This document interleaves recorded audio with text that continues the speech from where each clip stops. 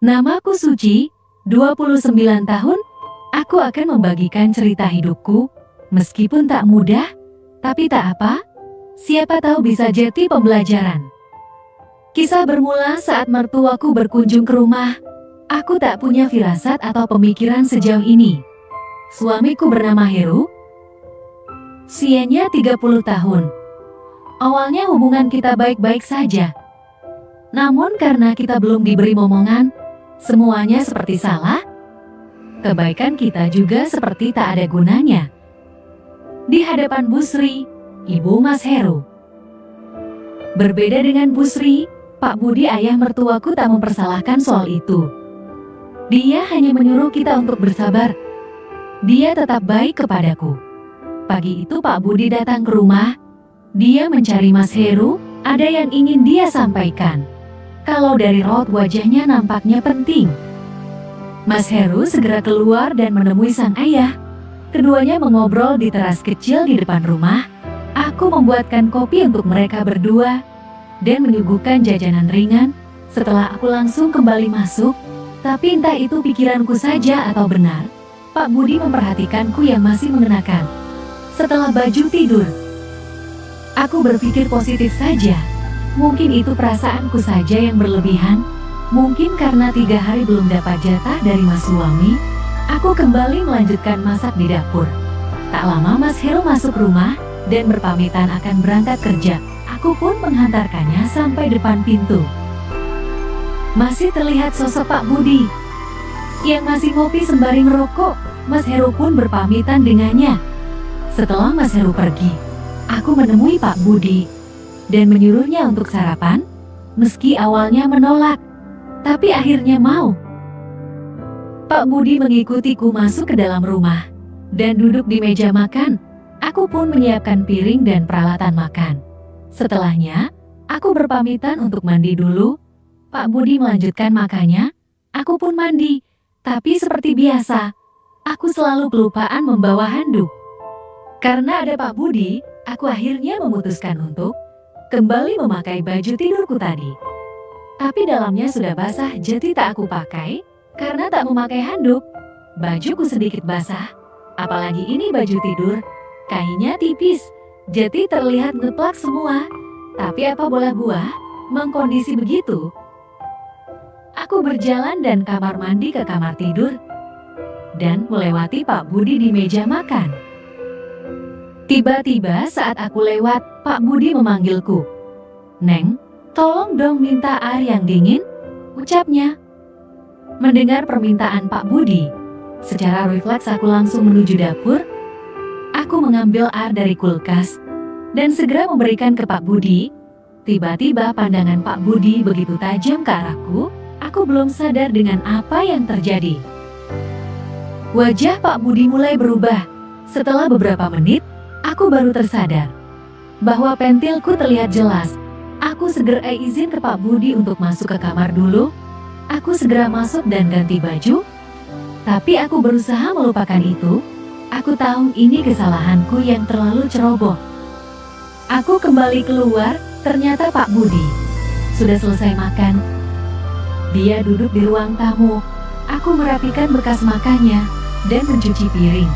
Setelah selesai terdengar suara Pak Budi memanggilku. "Neng, Neng," panggil Pak Budi. Aku pun menghampirinya dan duduk di sofa juga. "Iya Pak, ada apa?" tanyaku. "Ada sesuatu yang ingin Bapak bahas." "Soal apa Pak?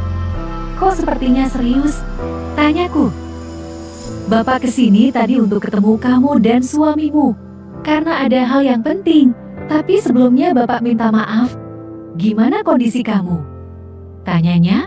"Alhamdulillah Pak, sehat," jawabku. "Kalau soal kehamilan apa ada perkembangan?" tanyanya.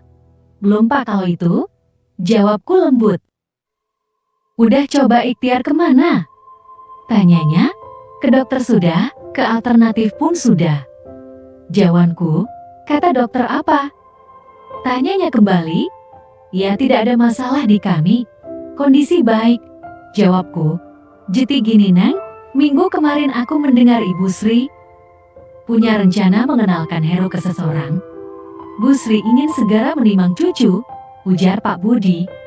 Mendengar itu aku syok banget. Kok Jeti seperti ini? Aku meneteskan air mataku. Aku belum siap jika harus kehilangan Mas Heru. Dan aku tak sanggup untuk dimadu. Aku tak menyangka ada di titik seperti ini. Pak Budi berusaha menenangkan diriku. Sudah, jangan nangis. Kita cari solusi sama-sama. Bapak juga nggak setuju dengan keputusan Bu Sri. Kamu jangan nangis. Kita berpikir bareng-bareng, ujar Pak Budi. Tadi juga aku udah bicara dengan Heru. Heru pun tidak menyetujui keputusan Bu Sri. Tapi Heru melarang Bapak bicara ke kamu. Tapi buat Bapak ini masalah penting. Harus dipikirkan bersama, ujar Pak Budi lagi. Aku dan Pak Budi berpikir tentang solusi ke depannya. Setelah beberapa saat, kalau menurut kamu bagaimana? Tanya Pak Budi. Aku belum tahu, Pak. Aku bingung harus gimana. Aku gak mau pisah dengan Mas Heru. Jawabku. Apa Bapak punya solusi? Tanyaku. Ada tapi. Jawab Pak Budi. Tapi apa, Pak, tanyaku? Tapi kemungkinan bisa berhasil, bisa tidak. Jawabnya. Solusi apa, Pak? Gak apa-apa, dicoba dulu, ujarku. Nang yakin mau coba ide Bapak? Tanya Pak Budi. Mau, Pak? Kali aja ada solusinya. Memang ide Bapak apa? Ujarku. Pak Budi pun bercerita bahwa dirinya kan sudah terbukti punya Mas Heru. Dia mau kegiatan kreativitas berkreasi. Mendengar itu aku sangat kaget. Aku tak pernah berpikir seperti itu. Aku pun terdiam mendengar itu. Melihatku yang langsung terdiam. Dia merasa tak enak hati. Itu kan cuma ide saja. Kalau tidak dipakai pun tak apa. Maafin Bapak kalau ide Bapak tak benar. Ungkapan dengan perasaan tak enak. Lakuin aja, Pak. Aku siap. Ucapku datar. Aku sudah tak dapat berpikir lagi. Nang yakin mau ngelakuin itu? Ucap Pak Budi. Lakuin aja, Pak. Aku udah siap, ujarku lagi. Tanpa basa-basi Pak Budi langsung melaksanakan kegiatan kreativitas berkreasi di ruangan itu. Entah ini sudah dia rencanakan atau dadakan, tapi dia begitu bersemangat melakukan kegiatanku berkreativitas itu, seperti orang yang sudah mempersiapkan semua dan mendapatkan sesuatu dia inginkan. Dia begitu ganas, sangat bahagia melakukannya. Bahkan saking semangatnya dia tak cukup sekali. Kegiatan ini berkreasi itu terus diulang-ulang, sampai keringatnya keluar membasahi semua badannya. Akhirnya kegiatan kreativitas berkreasi itu selesai. Setelah dia sangat lelah, kehabisan tenaga, dia pun berjalan ke dapur mengambil minum. Tak lama dia kembali, dan dia melakukan kegiatan kreativitas berkreasi itu lagi. Dia begitu bersemangat, seperti mendapatkan sesuatu yang sudah lama dia idamkan. Mukanya sangat bahagia. Sampai aku menyuruhnya berhenti, tapi dia tak menghiraukan laranganku. Dia terus berkegiatan berkreativitas kreasi itu. Aku terus memintanya untuk menyudahi.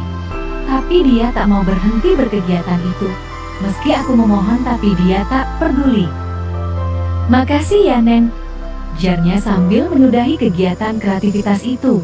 Aku hanya terdiam, meneteskan air mataku. Tak lama dia pulang, dan aku sampai tertidur di ruang tamu. Hingga hampir sore aku baru terbangun. Aku langsung mandi. Seperti biasa Mas Heru pulang malam. Aku menyambutnya. Malam itu suamiku begitu romantis. Dia berkegiatan berkreativitas berkreasi juga. Tapi seperti biasa, hanya sebentar saja. Tak lama Mas Heru tertidur. Seperti biasa, justru aku ingat Pak Budi. Dan aku tersenyum.